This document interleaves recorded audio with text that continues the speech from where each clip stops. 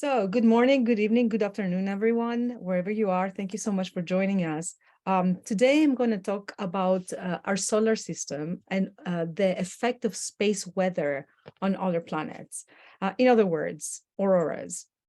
And I will start by reminding you that space weather in general is a branch of physics that studies conditions on the sun that can influence Earth and also what the consequences of those influences are. And other speakers have covered a lot about what is in our environment around the planet, all kinds of technologies that could be affected by space weather. But I'm going to just talk a little bit more about the fun effects. In general, space weather provides insights into the behavior of the sun as a star, and it helps us understand how the sun affects planets, asteroids, and other solar system bodies. And yes, it does. So to understand space weather, we need to understand our sun and also the sun-Earth interactions, which in short looks like that. We are very, very lucky that the Earth has a very extended and very strong magnetic field. And that magnetic field is protecting our planet from those harmful high-energy particles, storms that are a result of solar activity. Those storms are known as geomagnetic storms, and they can last from hours to days, depending on the magnitude of the eruption, and they're relatively rare. Now, the good thing for life on Earth, the amount of heat and light the sun radiates is remarkably constant. However, this star can also blast matter into space, though for most of human history, those ejections have gone unnoticed. Now, one of the fun things when the sun is actually erupting, or one of those erupting phenomena are happening on the sun, is that high energy solar particles interact with the Earth's magnetic field and the Earth's atmosphere. Once the magnetic field of the Earth, so this is the Earth and an artist's conception, this is its magnetic field, say North and South Pole. So once the magnetic field is significantly stretched out, it accelerates all the electrically charged particles like a slingshot towards the Earth and up and down the field lines at the Earth's magnetic poles. So those particles in principle hit molecules in our atmosphere, which excites molecules in our atmosphere until they glow. And these are known as auroras and occur frequently over both the north and southern polar region. And during actually a very extreme geomagnetic form, they can be seen in lower latitudes. So this is an image they really like, an image of an aurora here on Earth, taken by an astronaut on the International Space Station. And those auroras, as you can see, come in different colors. Those colors have to do with the collision of high energy particles from the sun with molecules and atoms in the Earth's atmosphere. So for example, the most common color is green, and this is due to low altitude, about 60 miles up, oxygen. So when you see green, you know that those high energy particles from the sun are colliding with oxygen in our atmosphere.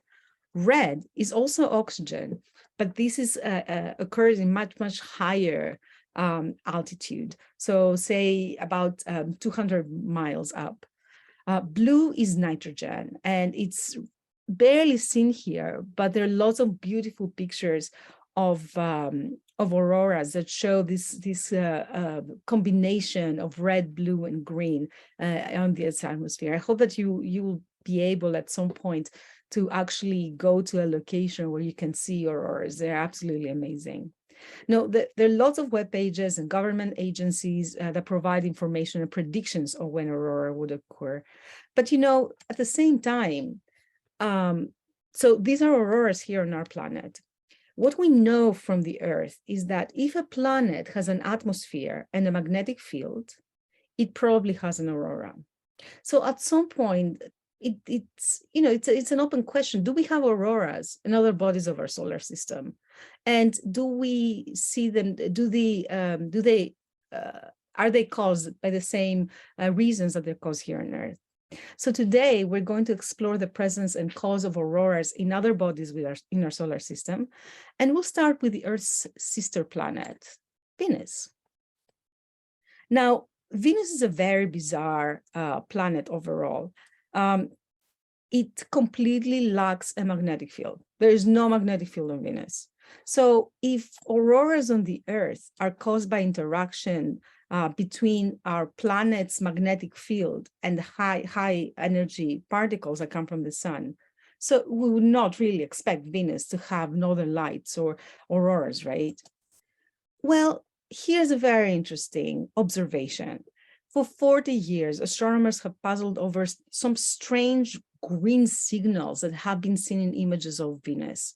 For many, many years, astronomers have observed unusual flashes on the night side of the planet, which usually coincide with periods of increased solar activity. In 2014, a team of researchers using a telescope in New Mexico watched as Venus repeatedly was struck by solar storms.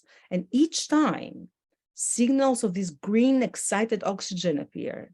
So what's going on there? There's no magnetic field on Venus.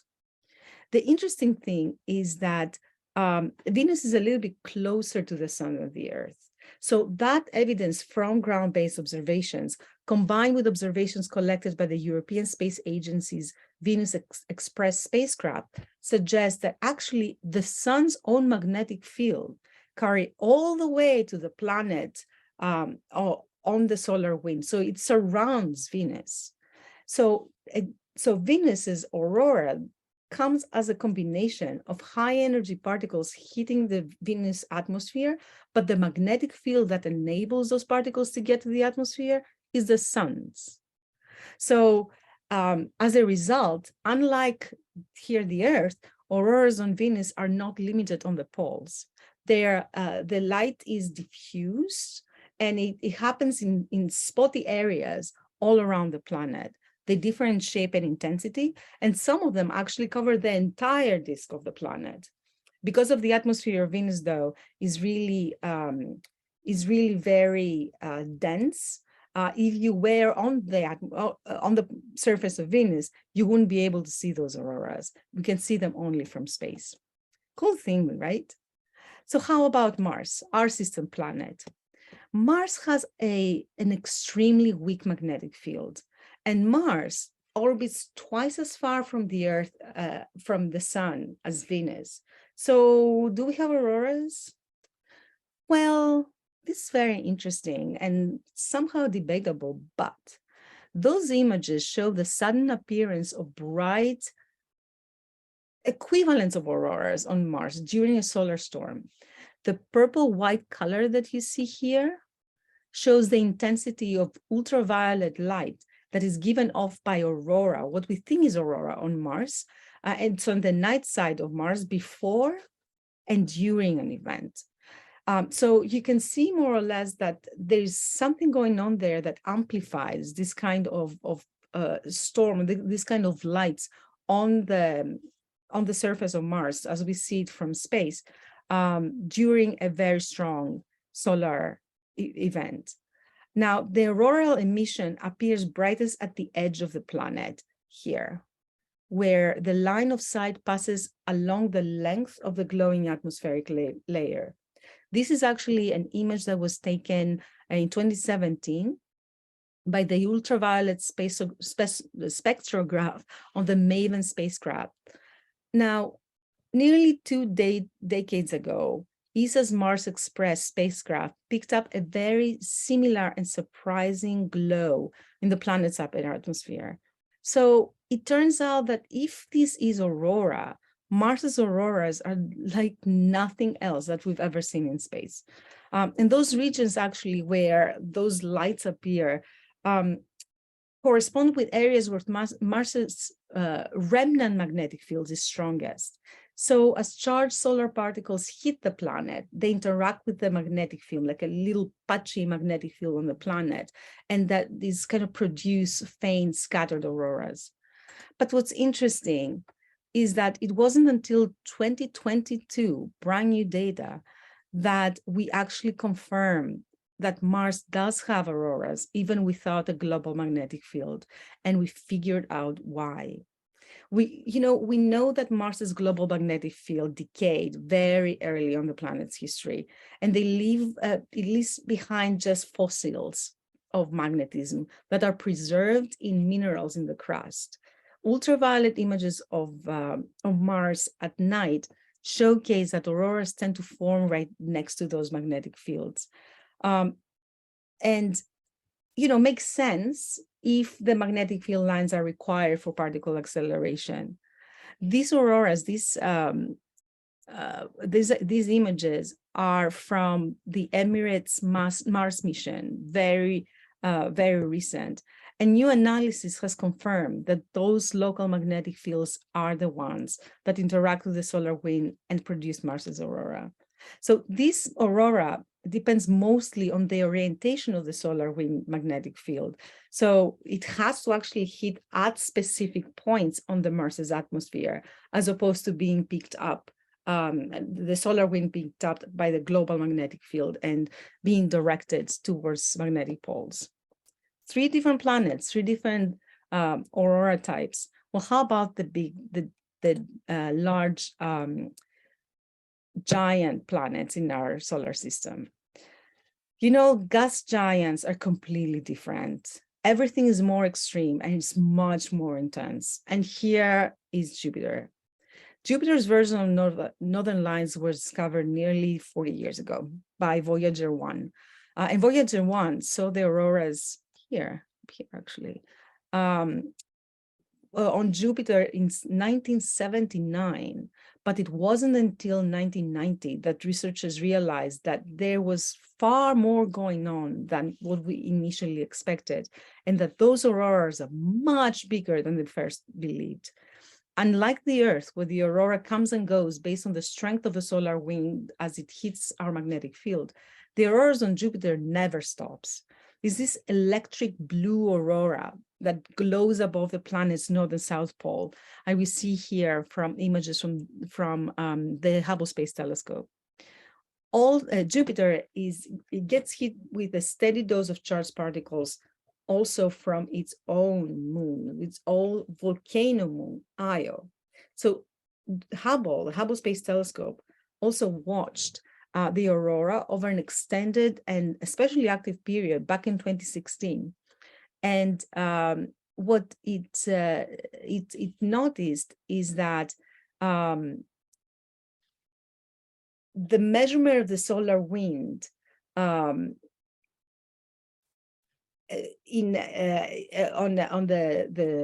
the planet at the time of these auroras was not satisfactory by itself. The strength was not satisfactory by itself to actually explain the strength of the auroras here. So pretty much copious observations, including the NASA spacecraft Juno that actually went to Mars and took all kinds of images and measurements, showcase that it is a combination of highly energetic particles from Io, from this volcanic group of Jupiter, and from the solar wind that actually maintains this aurora year-round, every single day on Jupiter. So that's why auroras don't come and go. Isn't it interesting? Another thing that is very interesting is that we actually managed to measure the footprint of this planet on the aurora of Jupiter. And we have much more detailed ideas on the effects of Jupiter's moons on its auroras. So this particular analysis from the spacecraft actually showcased that different parts of origins of auroras on Jupiter. This is Io and its little footprints. You can see as Io goes around, it leaves a tail of high energy particles that interact with the magnetosphere of Jupiter and give rise to those lights, northern lights for Jupiter. And then you can see Ganymede and Europa, 2 little planets, 2 little moons of Jupiter that don't really have an effect.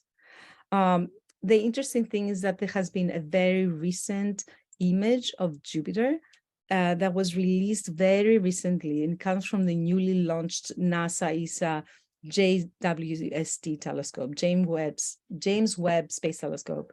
In this is a wide field view, and what you see is Jupiter with its very faint rings, which are 1 million times fainter than the planet, and the 2 teeny tiny moons called Amalthea and Adrastea, and strongly present on the northern and the southern hemisphere are auroras.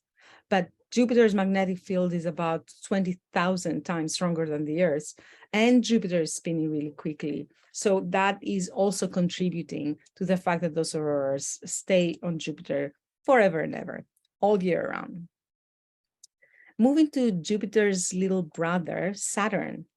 This is the first image of Saturn's ultraviolet aurora that was taken by the Space Telescope Imaging Spectrograph on board of the Hubble Space Telescope in October of 1997, when Saturn was a distance of about 1.3 billion kilometers from Earth. This instrument, used as a camera, provided more than 10 times the sensitivity of previous Hubble instruments in the ultraviolet. So what you see here is exquisite detail that was never before seen in the spectacular auroras of light that are on the north and the southern poles of Jupiter. Now, Saturn's auroras are caused by an energetic solar wind that comes from the sun, that sweeps over the planet, and they're very, very similar to the Earth's aurora that occasionally you can see at the nighttime sky. But unlike the Earth, Saturn's aurora is only seen in ultraviolet, which is actually invisible from the Earth's surface. Therefore, the aurora can only be observed from space. New Hubble images actually revealed ripples and an overall pattern that evolved slowly and appeared to be fixed in our view and independent of the planet's rotation. And actually, those bright patterns often follow the rotation of the planet. So there's something going on in here, some kind of a tug of war between the sun's magnetic field that is rotating fast with the planet and the flow of charged particles from the sun.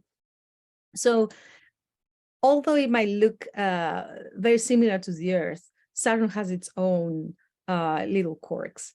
What you see in this image is the northern polar region of Saturn that shows both the aurora and the underlying atmosphere, as it's seen in two different wavelengths of infrared light in this case, as captured by Cassini spacecraft in 2008. Or actually was published in 2008. The image shows both the bright ring, the blue bright ring, which actually we can see from Earth, and as well as an example of bright aurora emission with the polar cap that have been undetected until the advent of Cassini. So this aurora defies past predictions of what was expected. And it's really very interesting that it's really bright in wavelengths that we cannot see with our own eyes. Okay, we know that Jupiter and Saturn has some of the strongest magnetic fields in our solar system. How about Uranus? Uranus was a little bizarre. For the first time,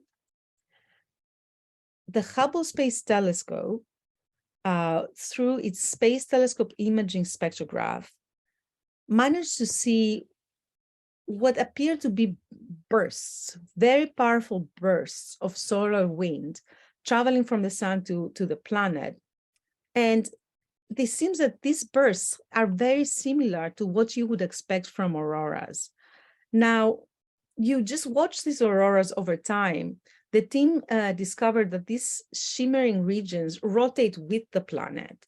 So they're like little glowing dots on the planet that are stuck in specific areas, and they move as the planet rotates around its axis. Because Uranus's magnetic field is inclined to its spin axis, so its spin axis is here and the magnetic field is actually here, the aurora spots appear to be far from the planet's north and southern geographic poles. They almost look random, but actually they're not. In 2011, the small spots were very close to what we would expect, where we would expect the planet's north magnetic pole be. So see the ring around this Uranus. The planet is actually spinning vertically to the ring, and the magnetic poles are almost parallel to the ring. So these little dots that are stuck in principle as the planet rotates most likely showcase where the north magnetic pole of Saturn is. Now, the interesting thing is that an aurora display here can last for hours. But in the case of 2000, this particular event, they pulsed for just minutes before they faded away. So they're not as constant as the big giant planets, and they don't last as much as they last here on Earth. So we're not really, and they're actually quite rare. We're very lucky to actually discover them here. So at some point, we're not really sure what causes auroras on Uranus, and we don't even know whether they're consistent or we're just really lucky to observe them. We talked about planets, but how about moons of planets? It's very interesting when you go up to Neptune, to the next level of planets. Neptune has a very fascinating moon called Triton, and they have a relationship that causes both to burst with auroras, very similar to the Earth's northern lights. To human eyes, the aurora is mostly hydrogen, is the hydrogen atmosphere of Neptune and appears as a faint red glow, if it's visible. On Triton, that has a very, very dense atmosphere as well, the aurora actually could likely appear to someone who is standing on the surface as a blue-green glow. And actually, the interesting thing is that this image from NASA's James Space Telescope captured a photo of Neptune that showcased that there is some aurora. And actually, I have a different version of that. Here we go.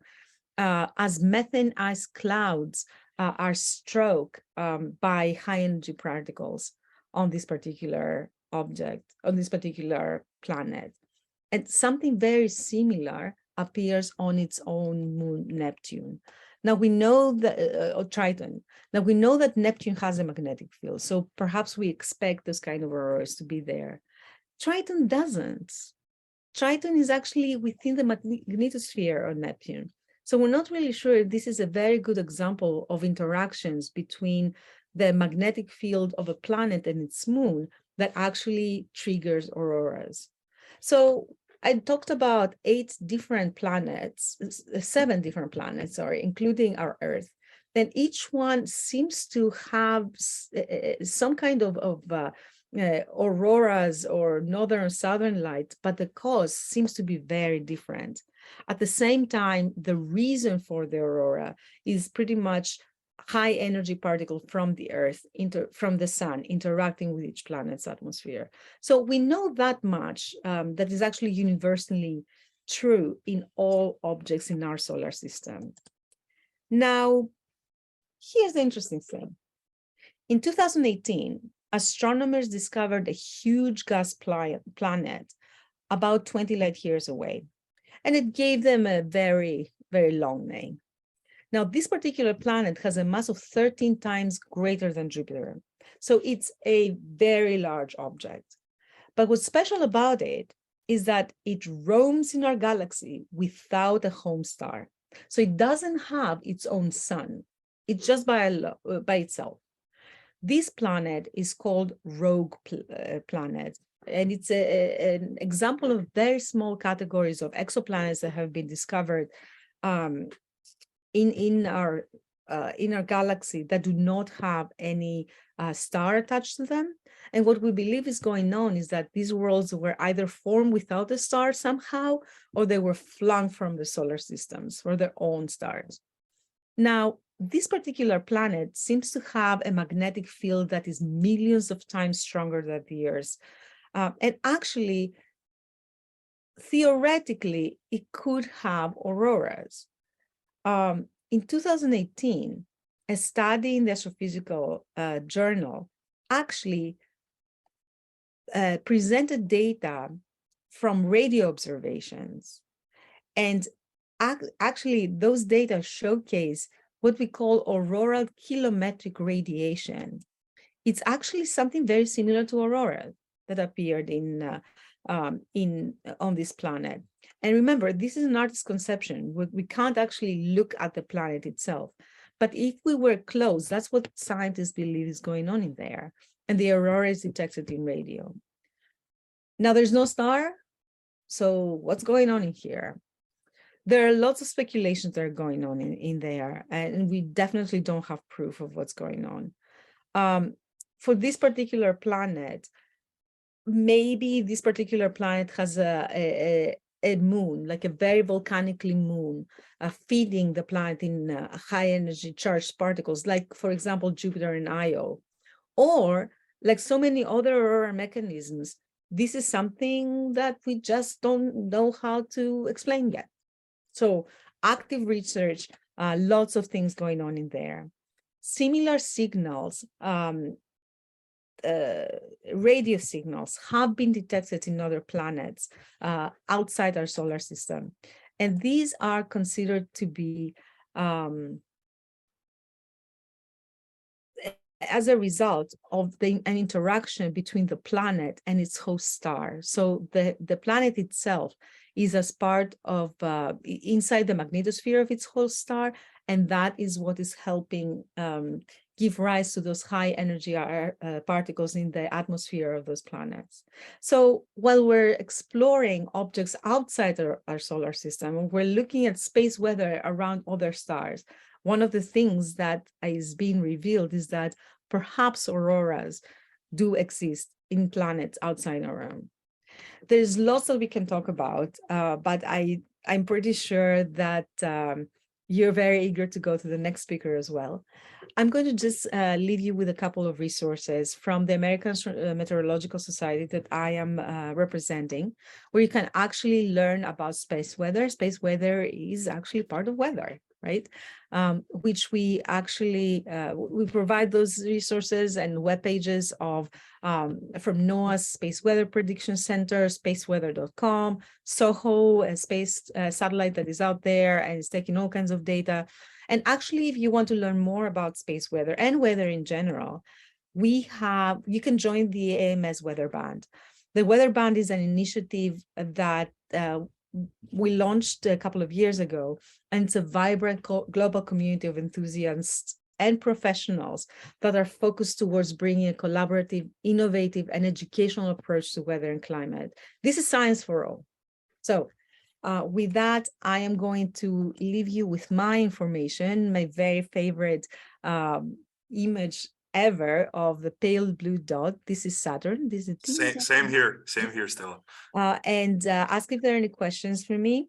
My email is here, and this is the webpage for the American Meteorological Society. Follow us on social media. We're there as well, and we're putting snippets of good information out there. Thank you very much for your attention here. And I see there's some questions. Yes, there is one question here. So it's from Mikhail. Can sun produce such a powerful and precisely aimed solar flare that it can actually destroy life on Earth or harm it scientifically or significantly globally or locally? That's the question. As far as we know, no. But it can produce a huge storm that can destroy life around Earth. So remember, we have, we're talking about space, we're talking about spacecrafts that can visit different planets, we're talking about the International Space Station. Those individuals are exposed to high energy particles from the sun.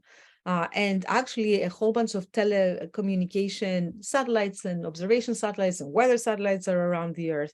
So high energy particles, a very extreme solar event can definitely cause trouble. And that is one of the reasons why scientists are trying to understand more of that kind of phenomena that come from the sun, and also create a technology that could protect both our instruments, but definitely human life as we are exploring a universe, or at least our part of the universe.